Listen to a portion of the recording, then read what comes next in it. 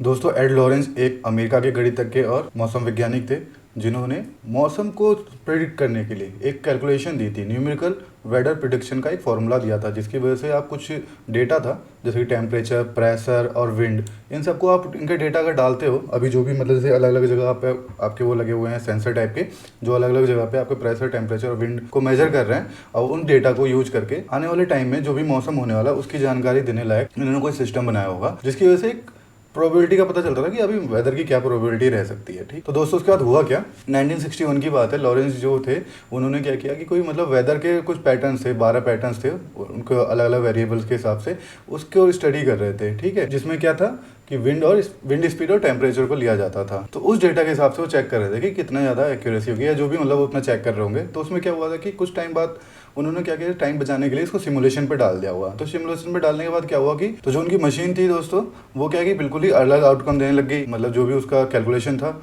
वो बिल्कुल ही अलग आने लग गया। तो इससे क्या हुआ कि उनको पहले तो लगा कि इनकी मशीन वगैरह ख़राब हो गई है।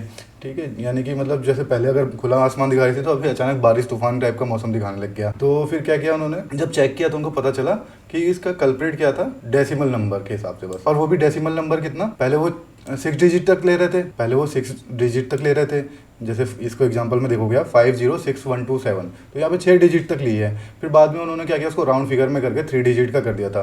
तो इसमें कोई बहुत ज़्यादा फर्क नहीं था क्योंकि ये 0.000 के बाद उन्होंने चेंज किया है। ठीक है, तो ये बहुत ज़्यादा अंतर तो नहीं है, लेकिन रिजल्ट में आप देखोगे तो रिजल्ट में बहुत ज़्यादा फर्क आ रहा था क्योंकि एक अगर नॉर्थ को दिखा रहा था तो दूसरा एक साउथ को दिखा रहा था। तो उनके हिसाब से क्या था कि अगर आप जैसे कॉज इफेक्ट की बात करें तो उन्होंने अगर कॉज में थोड़ा सा चेंज किया, यानी कि जो उनका जो इनपुट था टेम्परेचर और विंड स्पीड में अगर थोड़ा सा चेंज किया, 0.000127 इतने उसका चेंज किया है, उसका जो रिजल्ट आ रहा है वो बहुत ज़्यादा डिफरेंट आ रहा है। तो उसमें क्या है, वो इग्नोर कर रहे थे केओस को, क्योंकि केओस क्या होता है कि आपका जो सेम अगर कोई चीज़ स्टार्ट हो रही है लेकिन रिजल्ट उसका क्या है कि बहुत ज़्यादा डिफरेंट हो सकता है। ठीक है, तो इसके बारे में अगर आप डिटेल में पढ़ना चाहते हो तो आप पढ़ सकते हो। तो ये क्या है कि एक मैथमेटिक्स की ब्रांच है, इसके बारे में स्टडी करना चाहते हो तो कर सकते हो। तो इसके बारे में हम कभी और अगर डिटेल में बात करनी हो तो करेंगे। हम बात कर रहे हैं बटरफ्लाई इफेक्ट की। तो बटरफ्लाई इफेक्ट को अगर हम एग्जांपल से समझने की कोशिश करते हैं तो समझ लो कि अगर कोई बटरफ्लाई है वो एक जगह पे अपने पंख हिला रही है तो उसका पंख हिलाने का इम्पैक्ट कितना पड़ेगा एटमॉस्फेयर में, बहुत कम पड़ेगा, लेकिन उसका एंड रिजल्ट इतना ज़्यादा हो सकता है कि कहीं पर सुनामी लेके आ जाए। क्योंकि नेचर में क्या होता है दोस्तों, आप कभी भी कॉज का प्रेडिक्ट नहीं कर सकते कि एग्जैक्ट कॉज क्या था इसका, क्योंकि कॉज का भी कुछ ना कुछ कॉज होगा और बाद में देखोगे तो बहुत ही छोटा सा रीजन होगा उसका। जैसे अगर आप बात करो तो फर्स्ट वर्ल्ड वॉर की, तो फर्स्ट वर्ल्ड वॉर के रीजन देखोगे तो बहुत ही सिंपल सा रीजन था, जो कि हंगरी के कोई क्राउन प्रिंस थे, उनको गोली मार दी गई थी। वो भी ऐसी जगह मारी गई थी जहाँ उनका जाने का प्लान था और जिसने मारी थी वो भी वहाँ पे नहीं होना चाहिए था उस समय। वो एक्चुअली सैंडविच खाने के लिए वहाँ पे रुक गया था और उनको वहाँ पे सामने से आते हुए दिखे तो उन्होंने वहाँ पे गोली मार दी थी। तो उसकी वजह से बात बढ़ते बढ़ते इतनी बढ़ गई कि वर्ल्ड वॉर 1 शुरू हो गया। तो इसे बोल सकते हो आप बटरफ्लाई इफेक्ट। तो बटरफ्लाई इफेक्ट का मतलब क्या है कि एक छोटी सी चीज़ भी आपको बहुत ज़्यादा रिजल्ट में वेरिएशन दे सकती है। ठीक है, तो इसलिए एग्जैक्ट फोरकास्ट करना किसी भी चीज़ का, वेदर का, या फिर हम अगर मार्केट की बात करें तो मार्केट की कंडीशन में कैसे हम इस चीज़ को देख सकते हैं। तो मार्केट का भी फोरकास्ट करना बहुत ही ज़्यादा मुश्किल है ना, क्योंकि जितना हमारे पास डेटा है उसके हिसाब से। क्योंकि आप एग्जांपल के समझो, अभी जैसे अभी भी याद करें, इन्फ्लेशन की बातें चल रही हैं बहुत ज़्यादा। तो जैसे कि आपको मान लो डिसीजन लेना है आपको उसके हिसाब से कि ट्रेड का, तो आपको सबसे पहले आपको पता होना चाहिए कि आपका इन्फ्लेशन कैसे बढ़ रहा है और कितना आएगा अगली बार और आने वाले टाइम में कितना आएगा। उसके बाद से उतना आप उस पर पहले स्पेकुलेट करोगे कि कितना इन्फ्लेशन आएगा। उसके बाद से फिर उस पर रेट हाइक कितना होगा, उसकी वजह से रेट हाइक होने की वजह से लिक्विडिटी कितना कम हो जाएगी, लिक्विडिटी कितनी कम हो जाएगी उसकी वजह से क्या क्या इंपैक्ट पड़ेगा, और अर्निंग पे कंपनीज के क्या फ़र्क पड़ेगा, फिर अर्निंग पे कितना फ़र्क पड़ेगा उसके हिसाब से, तो उस समय उनका पी मल्टीपल क्या रहेगा, ये सब आपको कैलकुलेट करना पड़ेगा। उसके बाद से आप क्या डिसाइड करोगे कि फाइनली मार्केट में निफ्टी में अगर ट्रेड करते हो तो आप निफ्टी में कितना करेक्शन आएगा। ठीक है, तो निफ्टी में कितने पॉइंट का करेक्शन आएगा, यही तो आप जानना चाह रहे हो। और जो आपने वो प्रेडिक्ट किया या डिसाइड किया कि हाँ इतना बड़ा करेक्शन आना चाहिए, इतना ऐसा होना चाहिए, क्योंकि वो भी कोई श्योर नहीं है कि इतनी मूवमेंट आएगी, है ना। जैसे हम बात करते हैं, ये अभी मार्केट का निफ्टी का चार्ट है, तो यहाँ पे आप देखोगे तो आपको एक शार्क पैटर्न बनता हुआ दिखा है। ठीक है, शार्क पैटर्न के बाद आपको अब ट्रेड लेनी है, शार्क पैटर्न के साथ भी कुछ और कन्फ्लुएंस था तो उसकी बात करते हैं। शार्क पैटर्न के बारे में नहीं पता तो आप चाहो तो आई बटन पर क्लिक करके देख सकते हो। तो हम नहीं तो एरो लेके देखते हैं, तो एरो अगर आप क्लोन करोगे तो ये भी हमें एग्जैक्ट इसी जोन में दिखा रहा है। तो यहाँ पे AB=CD पैटर्न भी कंप्लीट हुआ, उसके साथ साथ शार्क पैटर्न कंप्लीट हुआ। तो उसके बाद से हमें क्या, यहाँ पे एक ट्रेड की अपॉर्चुनिटी मिल रही है। अब हमें इस बात पे फोकस नहीं करना है कि इसका रिजल्ट क्या रहेगा, समझ रहे हो? अगर आप यहाँ पे ये सोचोगे ना कि ट्रेड प्रॉफिटेबल रहेगी या ट्रेड प्रॉफिटेबल नहीं रहेगी, अगर मैंने ट्रेड ले ली तो मेरा स्टॉप लॉस हिट कर देगी, आपके दिमाग में बात हो जाएगी तो आप ट्रेड ही नहीं लोगे और आपसे कई सारी ट्रेड ऐसी मिस होगी जो बहुत अच्छा आपको रिजल्ट दे सकती है। कहीं भी आपको ट्रेड की अपॉर्चुनिटी जैसे यहाँ पे मिल रही है, यहाँ की बात करें तो ये आपने एरो ले लिया, ठीक है, इसको कर दिया क्लोन या फिर इसी को यहाँ पे रख लिया आपने, तो यहाँ से आपको क्या मिल गया, एक सपोर्ट जोन मिल गया। उसके बाद से आप यहाँ देखो, यहाँ पहले भी रिजेक्शन लिया प्राइस ने, तो एक सपोर्ट का जोन हो गया। उसके बाद से आपने चेक किया 1 2 3 4 और 5 वेव कंप्लीट हो रही, तो यहाँ पे करेक्टिव वेव ऊपर की तरफ आ सकती हो, या तो यहाँ पे आप अपना प्रॉफिट बुक कर लो, या फिर अगर आप जैसे शॉर्ट नहीं है और लॉन्ग जाना चाहते हो तो यहाँ पे आप लॉन्ग जा सकते हो। तो आपको ये नहीं सोचना कि मेरी ट्रेड सही जाएगी या गलत जाएगी, इसके नीचे आपको स्टॉप लॉस रखना है, यहाँ से आपको ट्रेड ले लेनी है, ठीक है। अगर सही जाती है तो आपको प्रॉफिट होगा, गलत जाएगी तो आपको स्टॉप लॉस लेके निकल जाना है। देखो दोस्तों, गीता में भी यही लिखा हुआ है कि आपको कर्म पे फोकस करना है, ठीक है, ना कि आपको फल पे, ठीक है। आपको आउटकम पे नहीं फोकस करना है, आपको फोकस करना है कि कहाँ मेरे को ट्रेड की अपॉर्चुनिटी मिल रही है और कहाँ मैं ट्रेड करूँ, बस यही सोचना है। क्योंकि देखो होता क्या है कि हम लोग बहुत ज़्यादा सोचते हैं ना कि हमारी ट्रेड सही जाएगी गलत जाएगी, हम ये सही कर रहे हैं। लाइफ में भी हम बहुत सारे काम के बारे में सोचते हैं कि ये गलत कर रहे हैं सही कर रहे हैं, उसका रिजल्ट क्या होगा, तो उसके चक्कर में हमें क्या होता है, एंग्जाइटी हो जाती है कर्मफल के चक्कर में, और हम कुछ कर भी नहीं पाते हैं, है ना।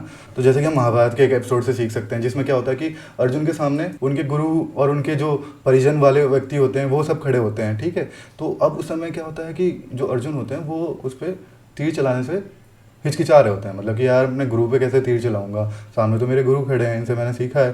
तो उस समय वहाँ पे उनको कृष्ण भगवान गीता का ज्ञान देते हैं कि भाई कर्मण्डेव अधिकारस्ते माँ फलेषु कदाचन, मतलब कि तुम्हारा कर्म में अधिकार है, मतलब तुम्हें काम करने में अधिकार है, फल में कोई अधिकार नहीं है, फल की चिंता तुम मत करो, फल देना मेरा काम है, मतलब ऐसा पूरा श्लोक का मतलब है उसका।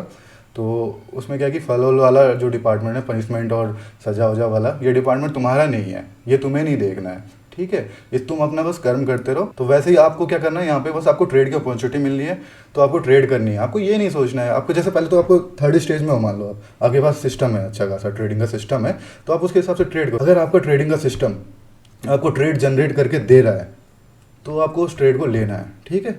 अब आपको इसके बारे में नहीं सोचना है नहीं यार ये तो फेल हो जाएगी, क्योंकि उसमें क्या आपके बायसेस काम करने लग जाते हैं, तो आप क्या है कि इमोशनल हो जाओगे, आप उतने सही डिसीजन नहीं ले पाओगे। थोड़ा बहुत आप ये चीज़ देख सकते हो कि मान लो आपको ट्रेड ये मिल गई है, आपके सिस्टम में दिखा दिया मतलब यहाँ पे कि बाई करना है, अब कल क्या होता है गैप डाउन ओपनिंग हो जाती है यहाँ पे। अब गैप डाउन ओपनिंग हो गई तो आपको ट्रेड अवॉइड करनी है, सीधी सी बात है, क्योंकि आपकी स्टॉप लॉस के नीचे ही खुल रहा है, क्योंकि यहाँ के नीचे आपकी ट्रेड इनवैलिड है।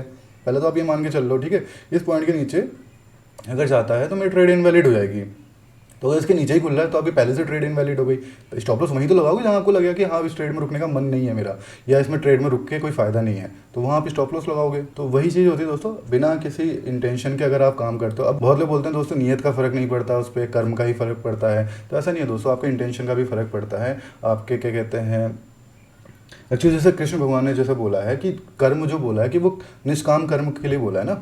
निष्काम कर्म का मतलब क्या हो कि बिना किसी मोटिव के आप काम करो ना, कोई मतलब आपके अंदर कोई इच्छा नहीं होनी चाहिए, कोई डिजायर नहीं होना चाहिए, आप मतलब डिटैच होकर काम करो। जैसे ट्रेड में भी आप अगर डिटैच होकर काम करते हो तो आपको सही रिजल्ट मिलेगा, तब जाके आप कंसिस्टेंसी अचीव कर पाओगे। जैसे आप मार्क डगलस के बारे में आपने सुना होगा, उनकी बुक्स हैं trading in the zone, discipline trader, तो वो असली ट्रेडिंग साइकोलॉजी के ऊपर बात करते हैं। जब उनकी बुक्स पढ़ोगे ना तो वो एक ही चीज़ पे फोकस करते हैं ज़्यादातर। आप देखो अगर उनका कंक्लूजन देखोगे उनकी बातों का तो यही निकल गया है कि बिना हेजिटेशन की ट्रेड करना है आपको। बिना हेजिटेशन का मतलब कि आपको ट्रेड दिख रहा है आप ट्रेड करो, ट्रेड दिख रहा है ट्रेड करो। जिस दिन आप ये करना शुरू कर दोगे ना, मतलब अपना लॉस के बारे में सोच रहे हो ना प्रॉफिट के बारे में सोच रहे हो, बस आपको एक पहले, लेकिन उससे पहले कि आपको एक ट्रेडिंग का सिस्टम होना चाहिए अच्छा, नहीं तो आपको क्या है कि डेवलप करना पड़ेगा। आप किसी डेवलप करवा सकते हो, आप खुद डेवलप कर सकते हो अपना ट्रेडिंग का सिस्टम, अपने किसी दोस्त की मदद ले सकते हो। तो आपके पास अगर सिस्टम है तो उसको फॉलो करना है, और उसको फॉलो करना है बिना हेजिटेशन के। नेक्स्ट वीडियो में हम बात करने वाले हैं रेयर पैटर्न की, जो कल आ सकती है वीडियो। उसके बाद से मैं कुछ टाइम ब्रेक ले सकता हूँ, क्योंकि यहाँ पे मैंने आपको, क्योंकि मेरा कुछ विजन है दोस्तों, उस पर काम करना है, और मैंने आपको पहले भी बताया था काफ़ी बड़ा है विजन, तो उस पर काम करेंगे। तो दोस्तों इसके बारे में हम ज़्यादा बात करते हैं, लेकिन क्या है कि बहुत लोगों को समझ में नहीं आएगी ये बातें अगर हम बात करेंगे कि अगर आपका इंटेंशन नहीं होगा, आपका अगर फ्री विल नहीं होती है, ठीक है, तो आपको कर्म लगता ही नहीं, क्योंकि आपका परसेप्शन है। पर कर्म क्या है कि आपका एक फीडबैक लूप टाइप का काम करता है, जो आपको गलत रास्ते से सही रास्ते पर लाने का काम कर सकता है। कहीं पे भी आप गलत हो ना तो आपको एक वो मिलेगा, आपको एक फीडबैक लूप टाइप का मिलेगा कि हाँ आप यहाँ पे गलत हो रहा हो, आप यहाँ पे सही कर सकते हो, ठीक है। तो उसके लिए आप बहुत ज़्यादा अवेयर होने की ज़रूरत है आपको, तब जाके आप समझ सकते हो। और अगर यहाँ पे हम वैसी बात करेंगे तो वो भी अभी 20 साल लग जाएगा आपको समझने में। तो इसलिए इस बात को यहीं पे ख़त्म करते हैं, मिलते हैं नेक्स्ट वीडियो में। Thank you so much.